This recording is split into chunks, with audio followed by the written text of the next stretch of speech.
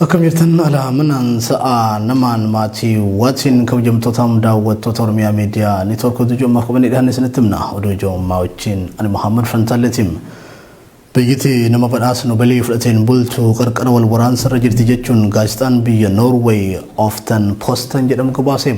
Aftenposten maxxansa isaa guyyaa kaleessaa keessatti wal waraansa Itoophiyaa keessatti deemaa jiru bal'inaan dubbatee jira. Gabaasa kana keessatti muummichi ministeera Abiy Ahmed gaafa badhaasa Noobeelaa fudhatu san nagaa waaraa buusuuf waadaa seenee ture cabsuu isaa hubachiise. Abiy nagaa buusuun hojii koo isa hangafaa haa ji'u malee eega aangoo qabatee qabee nageenyi biyya uummata miiliyoona 110 qabdu sun kan durarraa hammaachaa deemu gaazexaan kun yaadachiisee jira. Lola amma Tigraay waliin seenameef sababni guddaan filannoo naannoo Tigraay geggeeffatteedha kan jedhu gaazexaan kun filannoon sun heerawaa ta'uu isaa qorattoota siyaasaa biyya Noorweey kan dhimmicha hordofaa jiran wabeeffachuun ibseetii jira. Itoophiyaan wal waraansa hamaa keessa gallaan dantaan hawaasa addunyaa akka tuqamuuf baqattoonni miiliyoona 1 ol ta'an Itoophiyaa keessa qubatan rakkoo hamaa akka mudachuu malan yaaddoosaa ibse gaazexaan biyya Noorweey kun. Oduu keenyatti aanuun ajjeechaa artista Haacaaluu Hundeessaa boodam qondaalota adda bilisummaa Oromoo hidhaman keessaa obbo Lammii Beenyaa fi Daawit Abdataa guyyaa har'aa mana hidhaatii gallakkifamuu abukaatoon isaanii Omn timam obbo Lammii Beenyaa fi Daawit Abdataa qondaaltota adda bilisummaa Oromoo poolisii humna addaa Oromiyaatiin qabamanii mana murtii sulultaatti deddeebi'aa turan keessaa tokko yoo ta'an manni murtii marsaa 3 oliif mirga wabii eeguufis poolisiin ajaja mana murtii fudhachuu diduudhaan ji'oota 4 oliif mana hidhaa gargaraa keessatti isaan hiraarsaa turuu gabaasuun keenya ni yaadatama. Obbo Abdii Raggaasaa Koloneel Gammachuu Ayyaana fi qondaalonni dhaabichaa kan biroon manni murtii mirga wabii eeguufis ammas harka poolisii Oromiyaa keessa jiraachuus abukaatoon isaanii kun himeera. Artist Jaafar Yusuf mana hidhaa Buraayyuu keessatti dhukkubsachaa turus wal'aansa fayyaa waan hin arganneef miidhaan cimaan irra ga'uu hiriyaansaa Oromiyaa Miidiyaa Neetwoorkitti hime. Artist Jaafar Yusuf wallee warraaqsaa Oromoo dhimma master pilaanii ilaalchisuun yeroo duraaf karaa saaquun isaanii yaadatama. Wallee handhuura Oromiyaa jedhuun kan hedduu beekamu artistiin kun walleewwan warraaqsaa 5 ol hojjechuudhaan uummata isaa biratti hedduu jaalatamummaa artistii argateedha. Ajjeefamuu artist Haacaaluu Hundeessaa booda magaalaa Adaamaatti hidhamee ji'a 2 booda mirga wabiitiin hiikamullee ji'a utuu hin guutin irra deebiidhaan qabamee mana hidhaa godina addaa naannoo Finfinnee bulchiinsa magaalaa Burraayyuutti hidhamee akka jiru torban dabre gabaasnee turre. Mana hidhaa Burraayyuu keessatti reebicha isarratti raawwateen miidhaan cimaaf saaxilamee dhaabbachuu dadhabuusaas hiriyaansaa hubeeffachuun gabaasuun keenya ni yaadatama.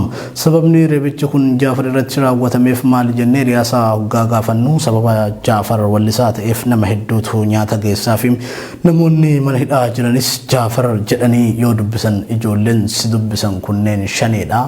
Maaf si dubbisan ati maal waan taateef jechuun reebicha maarratti raawwatanii jedha maddi keenya kun. Ji'a tokko oliif wal'aansa fayyaa utuu hin argatiin kan ture artist Jaafar Yusuf guyyaa har'aa wiilsheer irra taa'uun poolisiin eegamee hospitaalatti yaala argachuusaa OMN hiriyaasaa irraa mirkaneeffatee jira.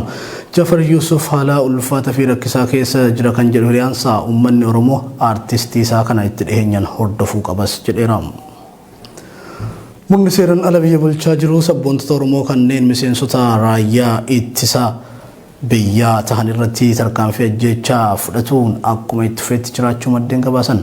Haaluma kanaan godina Arsii magaalaa Sallaatti gaafa guyyaa 11 bara 2020 miseensota raayyaa ittisa biyyaa kan ta'an namoota maqaan isaanii Mitikuu Wadaajoo fi Darrasaa Tulluu jedhaman irratti waraana raayyaa ittisaa kan kampaasii Diinshoo qubatee jiru halkan walakkaa dhukaasa irratti banuun Mitikuu Wadaajoo battalumatti kan ajjeesan yoo ta'u Darrasaa Tulluu immoo du'aa fi jireenya gidduutti akka argamu jiraatan sallarraa bilbilaan dubbifne OMN itti hime. Miseensonni kunneen badii qabaatanii osoo hin taane shanee deeggartan jedhamuun ajjeefaman kan jedhu maddi bilbilaan dubbifne kun kaadiree magaalattii garuu dubbii kana dhoksuuf jecha shira xaxaa akka turanis jiraatan gamasii dubbifne kun dabalee nuuf himeeti jira. Mitikuu Wadaajoo dhalataa Wallagga Bahaa aanaa Nunnuu Qumbii yoo ta'u Darrasaa Tulluu immoo dhalataa Arsii aanaa Leemmoo fi Bilbiloo magaalaa Boqqojjii ta'uunis beekameetii jira. Miseensa Koongireesii Federaalistii Oromoo fi jiraata magaalaa Gudar kan ta'an manguddoon obbo Daani'el Kitilaa jedhaman humnoota tikaa mootummaatiin qabamanii mana hidhaa keessatti dararamaa kan jiran ta'uu maatiin isaanii ibsan. Maatii isaanii keessaa namni tokko bilbilaan OMN'if akka himetti ilmi isaanii Yuhuunee Daani'el jedhamus magaalaa Ambootti majjecha artist Hacaaluu Hundeessaa wal qabatee waraana mootummaatiin ajjeefamuu dubbate. Obbo Daani'el gadda ilma isaanii kanaan gubachaa osoo jiranii poolisiin humna addaa Oromiyaa humnoota mootummaa wajjin ta'uun mana jireenyaa isaaniitii fuudhanii akka hidhan miseensi maatii isaanii yaada OMN laatan kun himaniiru. Erga fuudhanii hidhanii boodas sababoota cubbuu haqarraa fagaataniin dararaa jiru. Mana keessan meeshaa waraanatu jira, humnoota hidhatee bosona jiru waliin hariiroo qabdu, meeshaa dhoksitanii keessan fidaa jechuun poolisoonni magaalichaa manguddoo kana manidhaa keessatti gidirsaa akka jiranis miseensi maatii kun dubbateera. Obbo Daani'el erga qabamanis dararaa manidhaa keessatti keessummeessuu malee mana murtiitti akka hin dhiyaatinis himameera. Dabalataan immoo maatii isaatiin akka waliin qunnamnes dhoowwamanii jiraachuu namni kun ibseetii jira. Godhaa Harargee bahaa aanaa Kumbolchaa Raddaa Qeerransaa jedhamutti humni addaa poolisii Oromiyaa torban dabre dhukaasa jiraattota irratti baneen dargaggoon maqaan isaa Toofiq Muhammad jedhamu rasaasaan rukutamee akka malee miidhamuun wal'aanamaa jiraachuu maatiin isaa bilbilaan OMN himaniiru.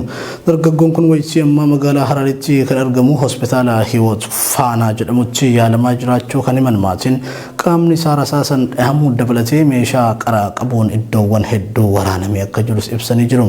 Maatiin Toofiq akka jedhanitti dargaggoon kun miidhaan jabaan irra gahuu ibsuun haala dandame hundaa gochuun ilma isaanii wal'aansisaa akka jiran himanii jiru.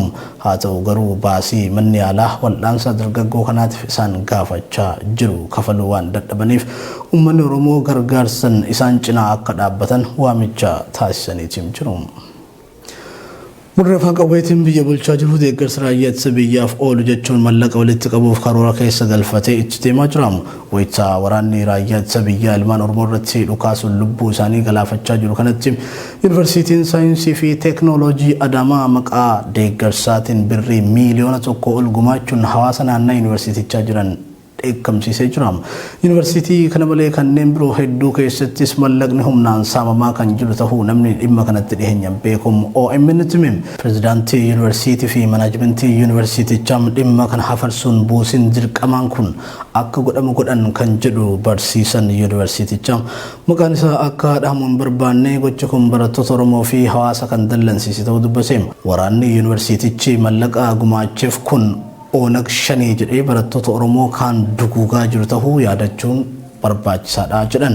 Yuunivarsiiticha keessa rakkoo hamaatu jira kan jedhan keessa beeytonni manaajimentiin isaa kan hin jijjiiramin ta'uu dubbatan.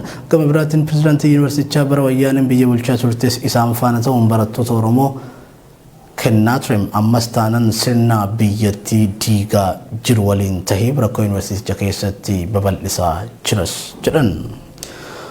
Uummanni Oromoo diina isaa dura dhaabbachuun akkasumas caasaa isaa gubbaa hamma jalaatti diiguu irratti xiyyeeffachuu qaba jedhan qeerroon godina Baalee magaalaa Roobee Oromiyaa miidiyaa Turkii bilbilaan dubbise. Biltiginnaan har'a maqaa jijjiirrattee gadi baate tun obbodiyoo kaleessaati kan jedhan qeerroowwan kunneen murni kun isaan hayyoota Oromoo kan akka Nadhii Gammadaa fi kanneen biroo dabarsitee diinaaf kennuun dhabamsiiftedhas jedhan. Murni kun kaleessa diina waliin dhaabbachuun hooggantoota keenya jajjaboo adda bilisummaa Oromoo irratti dhukaasa warra Treedham har'as taanan hayyoota Oromoo kan akka Jawaar Mahammadii fi Baqqalaa Garbaa dabalatee kanneen biroo hedduu balleessaa tokko malee hidhuun uummata Oromoo qe'ee isaa irratti ajjeesaa warra jiru ta'uu yaadachiisan. Kanaaf uummanni Oromoo diina isaa kana akkuma dura dhaabbachaa jiru diigee hundeen buqqisuutu irraa eegama jedhan qeerroon Baalee. Poolisii humna addaa Oromiyaa fi milishoota dabalatee walumaa galatti Oromoo kan ta'e hundi meeshaa waraanaa hidhattan uummata keessanitti hin dhukaasinaa akkasumas deemtanii daangaa lagaa irratti hin du'inaa jechuun dhaamsa dabarfatan. Qeerroon Oromoo ammoo lola kaabaa biyyattii irratti gaggeeffamaa jirutti xiyyeeffachuu dhiisee lola mataa keenyaa lolannee qe'ee teenya akkamiin to'anna isa jedhuuf dursa kennuutu barbaachisaas jedhan. Rokkeettiin gara magaalota gurguddoo naannoo Amaaraa Baardaarii fi Gondaritti dhukaafamee naannoon buufataalee xiyyaaraa miidhaan irra gahuu koreen labsii yeroo muddamaa raawwachiisu ibse. Haleellaan kun sadaasa 13 halkan keessa naannoo sa'aatii 5 kan raawwatame ta'uu eeruun naannoo buufataaleen xiyyaaraa argamanitti miidhaan gahuu korichi ibsim ibsa TV naannichaatiin dabreen magaalaa Dhawadhaa naannoo Makoodii jedhamu akkasumas Gondar bakka Azaazoo jedhamutti sa'aatii wal fakkaatatti dhoo'insi jiddu galeessaa mudateera jedhem haleellaan kun halkan keessaa tilmaaman naannoo sa'a 5 raawwachuu BBCtti kan hime jiraatan magaalaa Dhawadhaa tokko dhoo'insa gurguddaa lama dhagahuu dubbatam sagaleen dhukaasaa dhagahameen guddaa ta'urraa kan ka'e hirriibaa na dammaqsem jedhem jiraatan yaadalaate kun sana hordofuunis yoo xiqqaate daqiiqaa 20f magaalattii keessa dhukaasni dhagama akka tures BBCtti meeram mootummaan naannoo Tigraay gama isaatiin oduu ganama kana fuula Facebook irratti maxxanseen tarkaanfii Dhawadhaa fi Gondar sanaaf gaafatama fudhateetiin jiram miseensa koree gidduutti pelleef kan ta'e obbo Geetaachoo Raddaa maqaa dhahuun ibsi bahe kun akka jedhutti tarkaanfiin terminaalota waraanaa Dhawadhaa fi Gondar irratti fudhanne kun tarkaanfii faashistummaa biyya Tigraay bakkoota garaagaraa keessatti fudhate haaloo ba'uuf jechuun addeesse. Telekabjamtoota fi daawwattoota Oromiyaa miidiyaa Niitoork oduun ijoon ammaaf qabannee dhiyaanne kanan gammaatti nu hordofaa turtanidha. Oduu isinitti mul'isu wajjin kan ture Muhammad Fantaalleetiim gama gummaa kaabiraa fi gulaallee suur sagaleetiin abdii jamaaltiin wajjin ture. Qophiileen OMN birootti fufuu turtii gaarii.